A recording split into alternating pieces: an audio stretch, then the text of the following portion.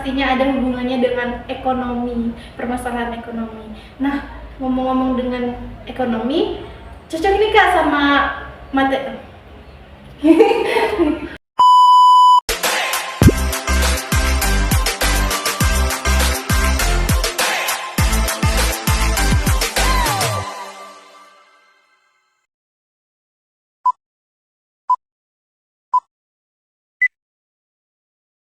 Assalamualaikum warahmatullahi wabarakatuh. Halo teman-teman semua, kembali lagi dengan saya Alisa Kotrunada dalam podcast Bincang-Bincang Santai.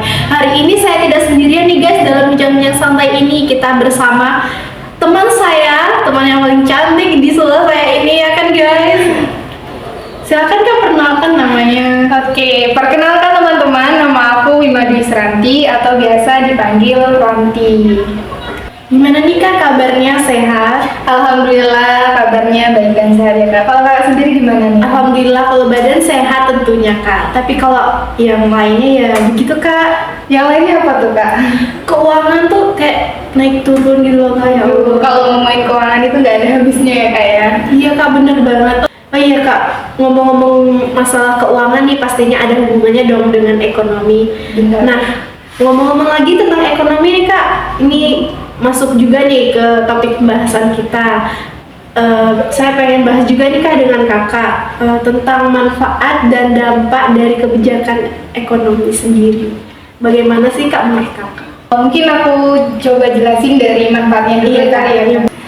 Oke Kak, kalau dari kebijakan ekonomi, manfaat dari kebijakan ekonomi sendiri yang aku tahu, yang pertama itu stabilisasi ekonomi yang terjaga. Seperti misalnya Bank Indonesia sebagai bank sentral yang melakukan kebijakan ekonomi dengan cara melakukan mengatur peredaran uang sehingga dapat mendukung pertumbuhan ekonomi yang berkelanjutan. Dan dari situ juga jadinya stabilisasi ekonomi pun dapat terjaga. Kemudian yang kedua, kebijakan ekonomi ini dapat mengatasi adanya pengangguran dan juga memperluas kesempatan kerja nih Kak. Nah, dari kestabilisasian ekonomi yang terjaga tadi, maka berikutnya tentu dapat menarik banyak investor untuk membuka usaha ataupun memperluas usahanya, sehingga hal ini itu dapat meningkatkan kesempatan kerja atau membuka lapangan kerja untuk masyarakat. Dan dengan ini juga tentunya pengangguran itu akan berkurang Kak. Nah, kalau menurut Kakak dampak dari kebijakan ekonomi itu sendiri gimana sih? Oke, kalau dari dampaknya ya Kak, yang kita ketahui kebijakan itu kan ada dua ya Kak, kebijakan moneter dan juga kebijakan fiskal. Dan dari dampak dari kebijakan moneter ini, yang pertama yang saya tahu, dengan adanya kebijakan pembekuan kredit, bank sentral yang melakukan kebijakan tersebut, tentunya hal ini berpengaruh pada jumlah peredaran uang Kak.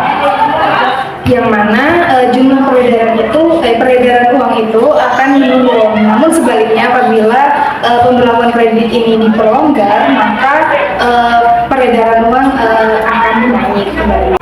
Sama halnya seperti pemberlakuan tingkat suku bunga.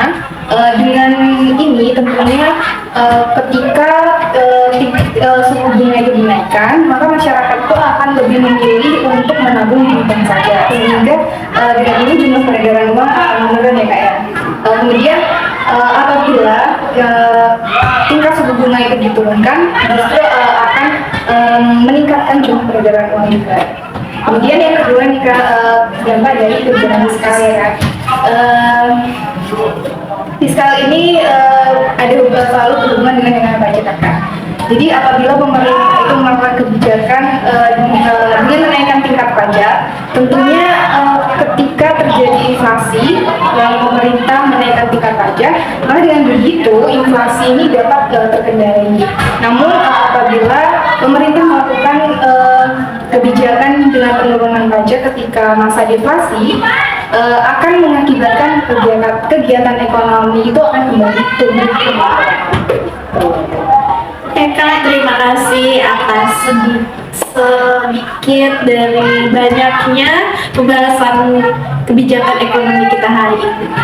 Nah, menurut kakak nih, gimana respon kakak terhadap lingkungan di Kuamang ini? Apakah inflasi di Kuamang ini ada atau tidak ada?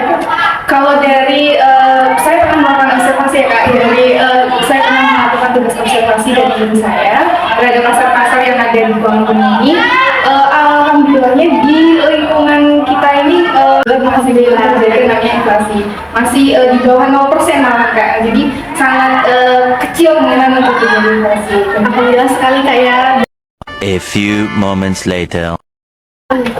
Oke kak, terima kasih atas ilmunya yang diberikan kepada kita hari ini. Tentunya ini juga kita masih sama-sama belajar ya kak. Saya juga masih belajar tentang materi ini. Kebetulan di sekolah saya juga sedang belajar tentang materi yang sama.